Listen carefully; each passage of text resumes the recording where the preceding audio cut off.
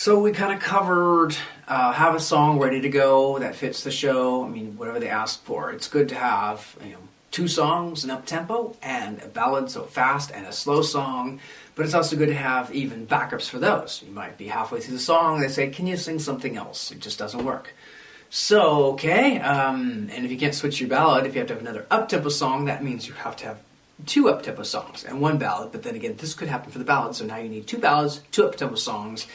And, I mean, you can't have too many, really, in your repertoire, but I know it takes time to learn these things, to memorize these things, to really prepare them, especially if you're working on them with someone else, if you have an accompanist that you've been either hired or a friend that can do it for you, or you've downloaded or paid for music, that it is tough. But your portfolio or repertoire, and the bigger, the better.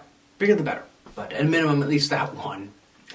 If it doesn't work, it doesn't work. And if it's the early days of auditions, and chances are if you're watching this video, it is, then just nail that one song. Should you memorize it? Yes, if you can, and do it comfortably. But if you're going to be so nervous that there's just no way on earth you're going to make it through this song, then yeah, print it out and read it. I mean, 9 out of 10 times they're not going to care. Even more than that, they're probably not going to care. It doesn't help, of course. It's better if you do memorize it, but if you can't even get through it, it beats having to switch to Happy Birthday, because at that point, it's not good. But again, if you're just you're just getting past that to get to the acting role, which is what you really want, then so be it. But I find it's best to just keep practicing and just keep memorizing and trying to keep the nerves down until you get to a point where you have no problem performing that song in front of a live studio audience. Now this also comes up, preparation, what to wear. I don't know, something that fits. Now, people do take it to extremes. I've even done it. If it were Oklahoma, wear the cowboy hat and the jeans and the boots and everything. I mean, dress the character. Some people don't like to do that because it sounds precocious. But on the other hand, if you're the one not trying to be precocious and you show up at that audition and everybody else is precocious because they all dressed up, they're probably going to have an advantage because it just helps looking exactly like the character. Yeah, it can kind of be, well, the director had a different mind for the character, and it's different. Laurie, instead of being like all in a dress, is now supposed to be in suspenders and overalls. Yeah, and that does happen, but overall, it's hard to say. I mean, sometimes it's fun to just take a risk, because if you're just not dressing up because you don't want to be embarrassed because, you're worried what people think, then theater probably, you got to get past it. I don't want to say theater's not for you. It takes time to get past these things, so I wouldn't say to stop just because you have that hang up, but try to put it in perspective. It's just like, is it really worth being a little afraid of what people think if you really want to roll? So if you feel like dressing up, I guess the other thing to really mention is dress so you can effectively audition. So you don't want to wear stuff that's just going to hinder you for the dance. So you're probably going to have sweats or have a change of clothes that's not going to take you an hour or have to find a private dressing room to change.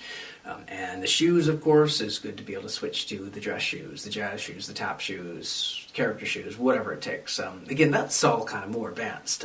In the early days, just make sure you can kind of move in it and do the dance routine. It's probably the biggest thing I'm saying here is the dance routine you should be able to function there. But it helps if you can kind of look like the character, have some semblance of who you're trying to be.